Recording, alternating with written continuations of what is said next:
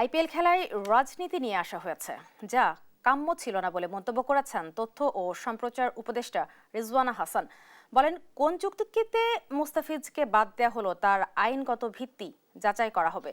রোববার বিএসওআরএফ সংলাপে উপদেষ্টা আরও বলেন, আইপিএল এর সম্প্রচারের বিষয়ে আইনগত দিক পর্যালোচনা করে সিদ্ধান্ত নেওয়া হবে।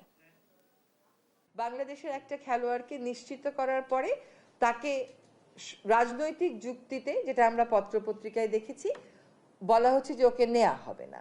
তো এইরকম সিদ্ধান্তের প্রেক্ষিতে আমাদের দেশের জনগণেরও তো মনে একটা আঘাত লাগে, তাদের মধ্যেও একটা প্রতিক্রিয়া হয়। সেরকম জায়গায় আমাদেরকেও একটা অবস্থান নিতে হবে। আমরা সেই অবস্থানের আইনগত ভিত্তি এবং প্রক্রিয়া যাচাই বাছাই করছি এবং করার পরে আমরা একটা বিফিটিং পদক্ষেপ গ্রহণ করব।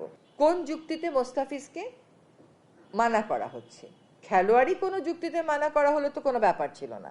যে যুক্তিতে মানা করা হচ্ছে সেই যুক্তিটা তো আসলে আমরা কোনোভাবেই গ্রহণ করতে পারি না।